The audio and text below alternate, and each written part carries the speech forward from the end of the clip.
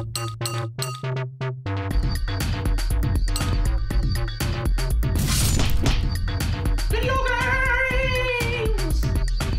right, PC gamers. We did a PC game last week, which hopefully a lot of people watched and are playing because I'm still really digging Demigod. And we're going to start off with more PC game goodness this week. The game that dominates the world of Warcraft, World of Warcraft, has released its biggest content patch since the expansion Wrath of the Lich King was released. And I know the man who loves World of Warcraft, I thought I'd check in with you. You and I have both played a little bit of the content patch. Now, quickly, I'm sure everybody already knows this, but it's got a brand new, gigantic, high-level dungeon called Ulduar. Yep. It's got dual specs, so that means you can have 2 complete talent specs on your character. And glyphs, and switch between them. Switch between them at will. Hearthstone cooldown is now 30 minutes. Well, we don't have to get into the minutia of It's a big deal, that's a big deal. But there are, like your mounts can swim. There's lots of little stuff. But the big stuff is the new content dungeon. Yeah, the new content.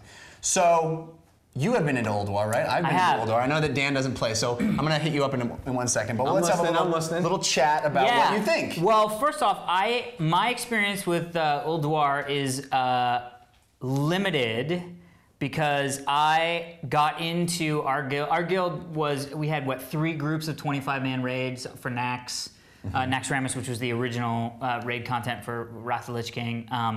Couple interesting things about Ulduar that they're doing is they have the 10-man version of Ulduar and the 25-man version of Ulduar. So 25-man gets you better loot than the 10-man, but they also have these varying hard modes. Level of difficulty within each raid. Which is how they did with, it's not Sephiron, Obsidian Sanctum. Yeah, the big Which dragon. is just the big dragon fight, and he's got 3 friends, and it was very, very smart for them, because they went, okay, well, you can kill the 3 friends and then kill the big dragon.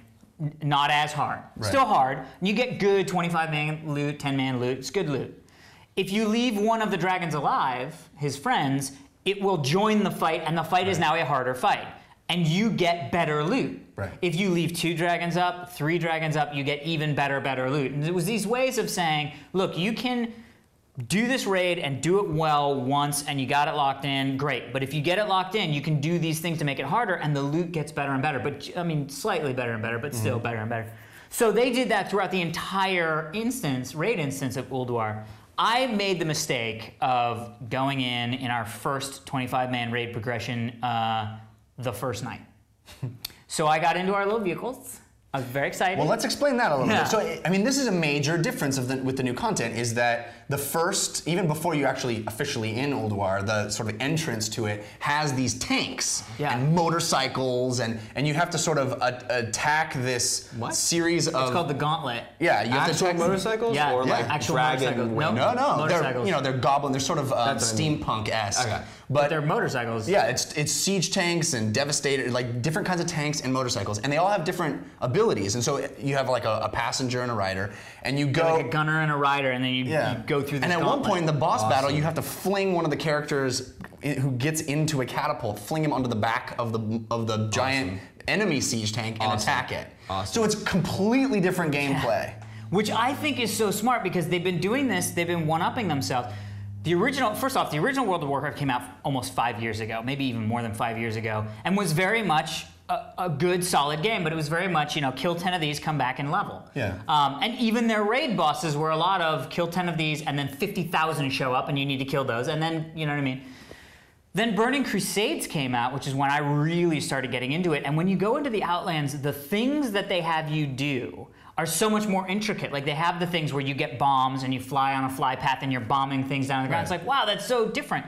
And I really feel like with Wrath of the Lich King, they kicked it up a notch. And with Ulduar, they've really kicked it up a notch. I mean, Winter's Grasp is a great example. Their big PvP expansion, like the big battleground, is that you get in tanks, you're doing all this little thing. It's like a game within a game. And we even talked about on Project Lore, we talked about the Nexus? No, the other one. Nexus, yeah. No, the Eye of something or other, the last 80 dungeon where you actually are on dragons yourself, and people have to be the tank dragons and the damage takers, the healers, and the DPSers.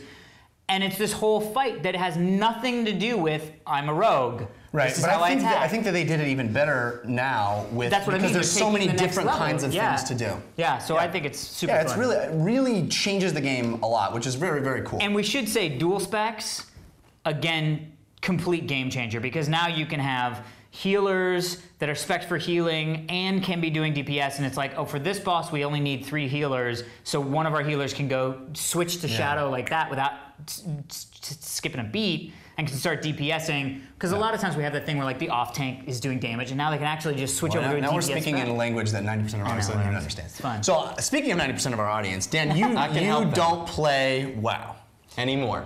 Right. And you never really got to the end game stuff. No. So and one of the reasons I think is because you didn't want to pay $15 a month, right? Yeah, sure, yes. I mean, that's part of it. Guys, I have to stop. I know the game you're playing right now, so yes. Well, the game you're playing right now is called Runes of Magic. Now, Runes of Magic is a free-to-play MMO, and it is modeled remarkably similarly to WoW. The way you play, how it looks, keystrokes, everything. It's very much free WoW. Yeah. Now you've been playing a little bit. I played it very little bit, but you checked it out a little more than I did. What was your impression? Well, I'm going to help our audience out, because if they are mildly intrigued about WoW, but would never buy it for $50, $60, and then pay $15 a month, so they'll never know what it is, because they're just not going to go down the road just to find out that they don't like it.